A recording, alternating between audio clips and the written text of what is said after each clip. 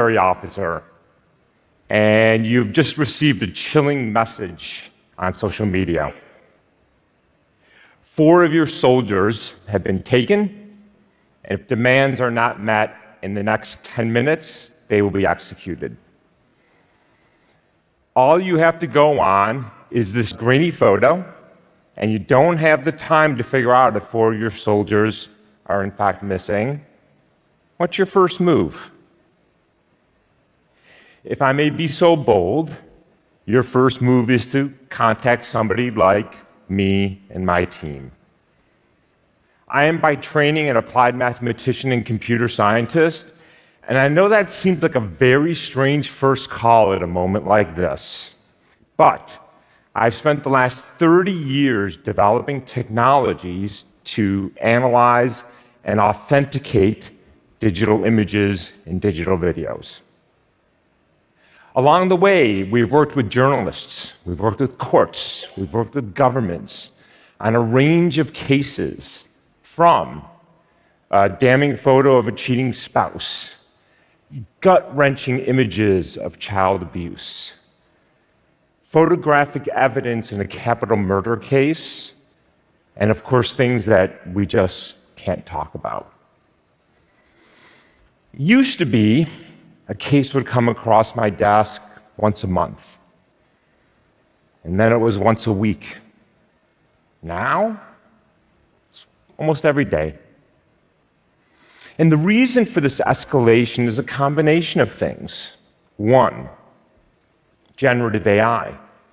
We now have the ability to create images that are almost indistinguishable from reality. 2, social media dominates the world and is largely unregulated and actively promotes and amplifies lies and conspiracies over the truth. And collectively, this means that it is becoming harder and harder to believe anything that we read, see, or hear online. I contend that we are in a global war for truth, with profound consequences for individuals, for institutions, for societies, and for democracies. And I'd like to spend a little time talking today about what my team and I are doing to try to return some of that trust to our online world and, in turn, our offline world. For 200 years, it seemed reasonable to trust photographs. But even in the mid-1800s, turns out the Victorians had a sense of humor. They manipulated images. Or you could alter history. If you fell out of favor with Stalin, for example, you may be airbrushed out of the history books.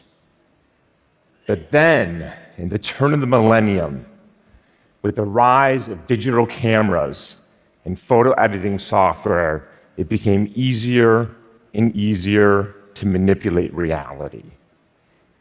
And now, with generative AI, anybody can create any image of anything, anywhere, at a touch of a button. From 4 soldiers tied up in a basement, to a giraffe trying on a turtleneck sweater.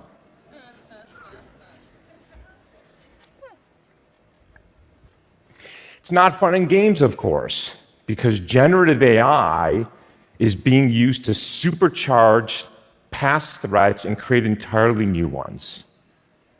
The creation of nudes of real women and children used to humiliate or extort them. Fake videos of doctors promoting bogus cures for serious illnesses. A Fortune 500 company losing tens of millions of dollars because an AI impersonator of their CEO infiltrated a video call. Those threats are real, they are here, and we are all vulnerable. Before we talk about how we would analyze this image to determine if it's real or not, it's useful to understand how generative AI works. starting with billions of images with a descriptive caption like this. Each image is degraded until nothing but visual noise is left, a random array of pixels. And then the AI model learns how to reverse that process by essentially turning that noise back into the original image. And when this process is done not once, not twice, but billions of times on a diverse set of images, the machine has learned how to convert noise into an image that is semantically consistent with anything you type. And it's incredible. But it is decidedly not how a natural photograph is taken, which is the result of converting light that strikes an electronic sensor into a digital representation.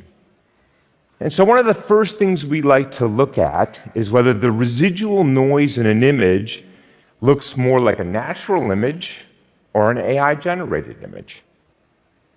Here, for example, is our real dog and our AI dog. And here is the residual noise that I've extracted. And if you look at this, it's not at all obvious that there's any difference between those two patterns. But here in this visualization of the noise, you can see a decidedly different pattern between the natural and the artificial. Those star-like patterns are a telltale sign of generative AI. Now, for the mathematicians and the physicists in the audience, that is the magnitude of the Fourier transform of the noise residual. For everybody else, that detail doesn't matter, but you definitely should have taken more math in college. Professors can't help themselves. So let's apply this analysis to this image. Here is the noise residual that I've extracted, and there's that star-like pattern that you see in the bottom right. Our first suggestion that something may be wrong here. But no forensic technique is perfect. And so you don't stop after one thing, you keep going. So let's go on to our next one, the vanishing points. If you image parallel lines in the physical world, they will converge to a single point, what's called the vanishing point. A good intuition for that is the railroad tracks.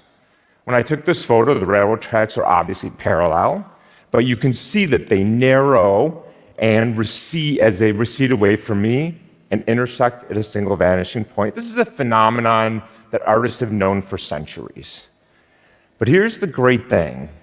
AI doesn't know this. Because AI is fundamentally, as I just described, a statistical process. It doesn't understand the physical world, the geometry and the physics. So if we can find physical and geometric anomalies, we can find evidence of manipulation or generation. Here in this image, I've annotated 4 parallel lines on the parallel sides of the wall in our basement photo, and you can see a lack of a coherent vanishing point. That suggests a physically implausible scene. Evidence number 2. All right, what else can we learn? Surprisingly, shadows have a lot in common with vanishing points. Here, what I've done is I've annotated a point on a shadow with the corresponding part on the bottom of the rail that is casting that shadow, and I've extended those lines outwards. And they intersect not at a vanishing point, but at the light that is casting that shadow. And again, this is a physical phenomena that you expect in natural images, and because AI fundamentally doesn't model the physics and the geometry of the world, it tends to violate these physics. Let's apply this analysis to our image. Here I've annotated 4 shadows on the bottom, from the soldiers' shadows to their legs, and you can see that the lines aren't even close to intersecting. Not 1, not 2, but 3 anomalies. We now have a very good indication that this image is not authentic. The most important thing I want you to take away from this is that while it may not be easy, it is possible to distinguish what is real from what is fake. I think this image is a bit of a metaphor for how a lot of us feel. We feel like hostages. We don't know what to trust anymore. We don't know what is real, what is fake. But we don't have to be hostages. We don't have to succumb to the worst human instincts that pollute our online communities. We have agency, and we can affect change. Now, I can't turn you all into digital forensics experts in 10 minutes. But I can leave you with a few thoughts.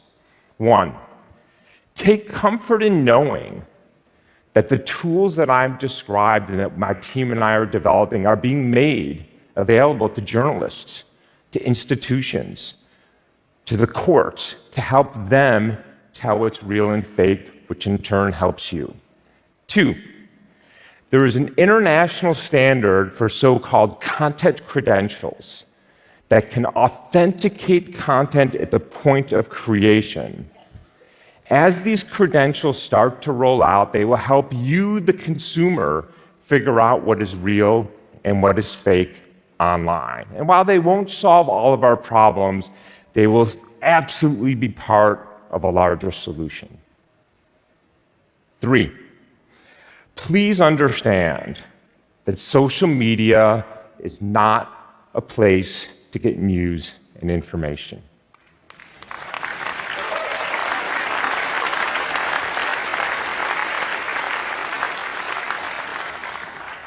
It is a place that Silicon Valley created to steal your time, your attention, by delivering you the equivalent of junk food.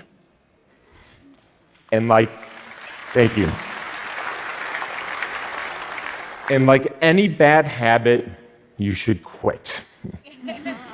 And if you can't quit, at least do not let this be your primary source of information, because it is simply too riddled with lies and conspiracies, and now AI slop to be even close to being reliable. Four, understand that when you share false or misleading information, intentionally or not, you're all part of the problem. Don't be part of the problem. There are serious, smart, hardworking journalists and fact checkers out there who work every day, because I talk to them every day, to sort out the lies from the truths. Take a breath before you share information, and don't deceive your friends and your families and your colleagues and further pollute the online information ecosystem.